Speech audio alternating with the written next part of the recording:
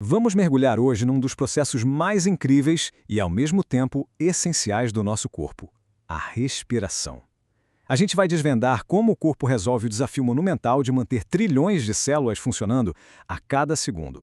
E olha, para quem está na área da saúde, especialmente estudantes de medicina, saibam que a nossa conversa aqui é toda baseada em material de primeira. A gente vai usar como guia a fisiologia pulmonar de Lange e os recursos fantásticos da Kenham. A grande questão é essa, né? Como é que o corpo consegue garantir a entrega de oxigênio e a retirada de gás carbônico para cada uma das nossas células? É um problema de logística numa escala absurda, mas a solução, como vamos ver, é de uma elegância impressionante. Bom, vamos começar pelo básico, a mecânica. O ato físico de mover o ar para dentro e para fora. Como exatamente o nosso corpo funciona, como se fosse um fole puxando o ar para dentro dos pulmões? A chave de tudo está num conceito chamado pressão intratorácica negativa. Pensa assim, sabe quando a gente coloca duas lâminas de vidro com uma gotinha de água no meio? Fica super difícil de separar? A cavidade pleural funciona de um jeito parecido, usando uma camada fininha de líquido para colar os pulmões na parede do tórax. Assim, quando o tórax se expande, os pulmões vão junto. A inspiração é um processo ativo, uma coreografia perfeita. Primeiro, os músculos, principalmente o diafragma, contraem. Isso aumenta o volume do tórax, o que faz a pressão ali na pleura ficar ainda mais negativa. Essa sucção extra puxa os pulmões, que se expandem passivamente. E com os pulmões abertos, a pressão lá dentro cai e o ar de fora simplesmente entra para preencher esse espaço. O ponto fundamental aqui é entender como esses gradientes de pressão ditam o fluxo do ar. Na inspiração, a pressão nos alvéolos fica negativa, e isso puxa o ar para dentro. Na expiração, acontece o contrário. A pressão alveolar fica positiva e empurra o ar para fora. É um jogo de pressões, e quem comanda tudo são as mudanças na pressão intrapleural. E isso nos leva a um ponto super importante. Enquanto inspirar dá trabalho, gasta energia muscular, a expiração em repouso é de graça. Os pulmões são como um elástico. Depois de esticados, eles simplesmente querem voltar à sua forma original. E ao fazer isso, eles expulsam o ar passivamente.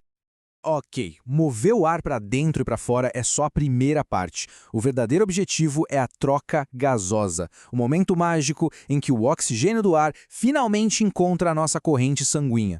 Para essa troca ser eficiente, a gente precisa de uma área de superfície gigantesca.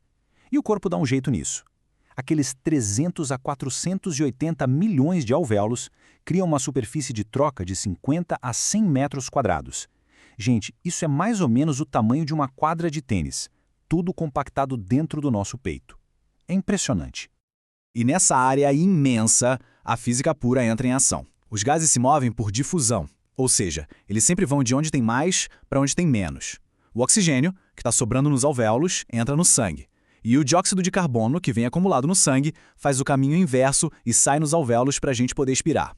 Esse processo fundamental de oxigenar o sangue, o coração da função respiratória, tem um nome: hematose.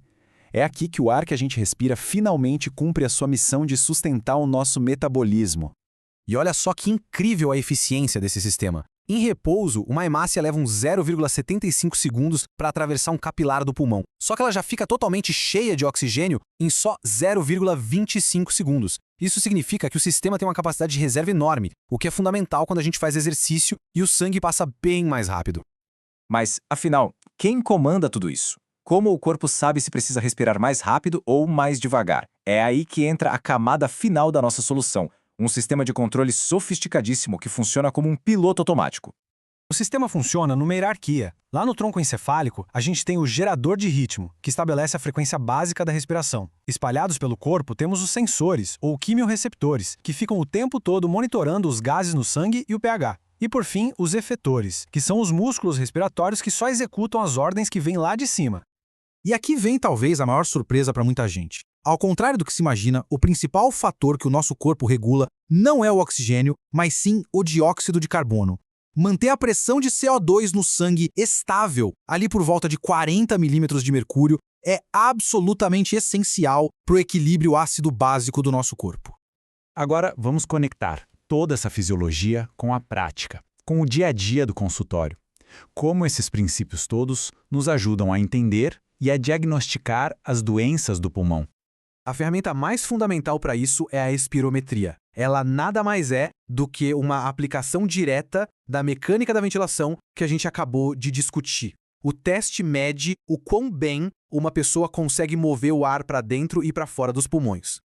Um dos resultados mais importantes da espirometria é a curva fluxo-volume. O formato desse gráfico é quase como uma assinatura da função pulmonar da pessoa e pode nos dar pistas visuais imediatas sobre o tipo de problema que ela tem. A espirometria nos ajuda a classificar as doenças pulmonares em 2 grandes grupos. Nas doenças obstrutivas, como a DPOC, o problema é colocar o ar para fora. Nas restritivas, como a fibrose, a dificuldade é encher os pulmões. E o indicador-chave para diferenciar uma da outra é a relação VF1/CVF, que é a porcentagem de ar que a pessoa consegue soprar para fora no primeiro segundo. Nas doenças obstrutivas, essa relação é classicamente baixa. Então, o ponto central é esse. Em doenças obstrutivas, as vias aéreas ficam mais estreitas, e isso torna a expiração um processo lento, difícil. O ar fica meio preso, e isso se reflete diretamente numa relação VF1/CVF baixa, geralmente abaixo de 0,7, que é o grande marcador diagnóstico. Então, para a gente amarrar tudo, vimos que a respiração começa com uma mecânica da pressão negativa, evolui para uma troca de gases super eficiente numa área gigantesca, é regulada por um controle neural que está de olho no CO2 e quando algo dá errado, a espirometria nos mostra exatamente o que está acontecendo. Isso nos deixa com uma pergunta para pensar. A respiração é a nossa primeira linha de defesa para o equilíbrio ácido-básico. Mas e quando ela falha? Como outros sistemas, tipo os rins, entram em ação para tentar compensar o problema? Isso só mostra o quanto os sistemas do nosso corpo são incrivelmente integrados.